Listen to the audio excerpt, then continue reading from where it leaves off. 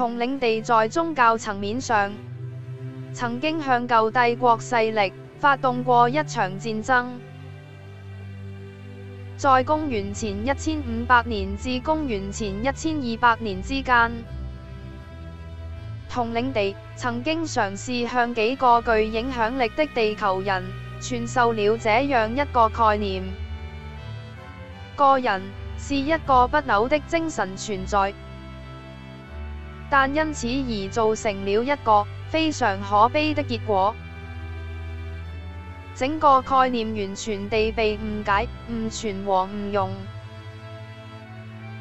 原意是每個人都是一個現在成為者，而被扭曲及變成了這裏只有唯一一個現在成為者。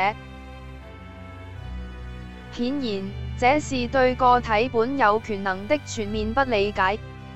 並意味着完全不願承擔因個人擁有權能而應負上的責任。舊帝國的祭司們設法腐蝕了這個體的永垂不朽的觀念，取而代之的是，這裏只存在一個全能的現在成為者，而且沒有任何人可以成為或被允許成為現在成為者。顯然，這是舊帝國實施了失憶處理所導致的結果。對那些不願意為自己生命負責的個體，教授這種歪曲了的概念是件容易的事。奴隸正是這類人。當一個人選擇將自己個人出現和存在的責任，及將個人應為自己思想行為所負的責任交給其他人，這樣的一個人就是奴隸。結果是，由大量自稱先知的人造成了一神論的概念，並加以推廣。這些人當中包括猶太奴隸領袖摩西 （Moses）， 他是在法老王亞蒙霍特普三世 （Amenhotep III） 的家族中長大的，以及摩西的兒子。還有法老王亞蒙霍特普四世，又名阿肯那頓 （Akhenaten）， 以及他的妻子拿芙蒂蒂 （Nefertiti） 及他們的兒子圖坦卡蒙 （Tutankhamun）。嘗試去教導某些地球人認識一個真相：他們自身是一個不朽的存在，現在成為者。這是為了推翻這套虛構的、隱晦的、以人化的諸神計劃的一部分。埃及諸神其實是由舊帝國的神秘邪教，在古埃及被稱為蛇之兄弟會 （The Brothers of the Serpent） 亞蒙神的祭司們所製造出來的。他們是一個遠古的存在於舊帝國中的秘密組織。法老王亞肯那頓並不是一個聰明的人，他受着一種自我美化的個人野心的影響，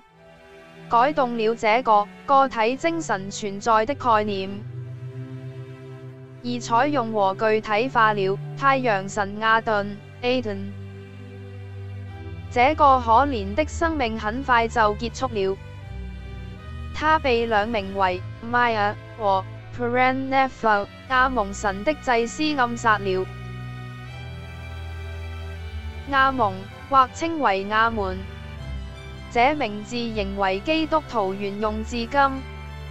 它代表了舊帝國力量的利益。這個單一神概念是由於在埃及的猶太人領袖摩西而延續下去。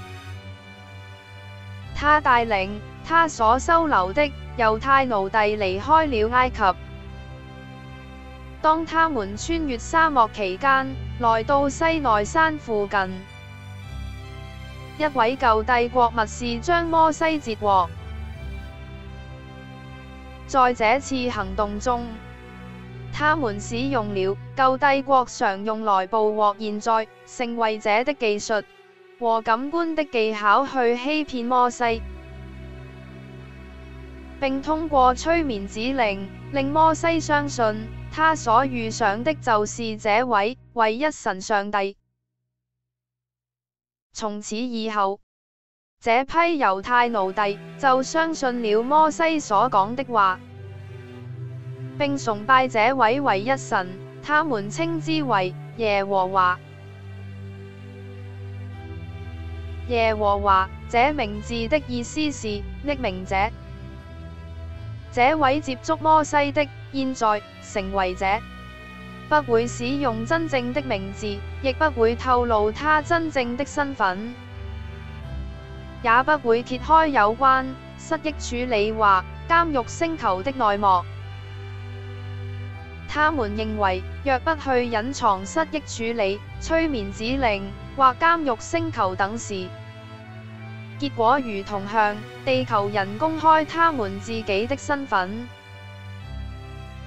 最終會令地球上的囚犯恢復記憶。因此，所有有關地球人與太空文明實際接觸的線索，一直都被非常小心地隱藏、封閉，或被歪曲、被否認，或者被誤導。這位在沙漠山頂接觸摩西的舊帝國使者，向他發送了10個催眠指令。這些言辭非常有力的指令，迫使人們絕對順從這位舊帝國使者的意願。這些催眠指令仍然影響至今，在及後的千百年裏，仍然影響着數以百萬計人的思維模式。順帶一提，我們後來發現，這個所謂耶和華的名字，在摩西五經中被採用和編譯。若從字面上閱讀或嘗試理解這些文字的內容，對於讀者來說，這裏包含了大量的虛假資料。最終，吠陀經讚美詩幾乎成為了所有東方宗教的源頭，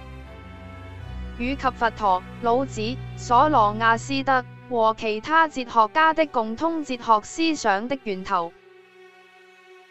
這些哲學思想的影響，最終取代了舊帝國宗教殘忍的偶像崇拜，亦是善良和慈悲的真正起源。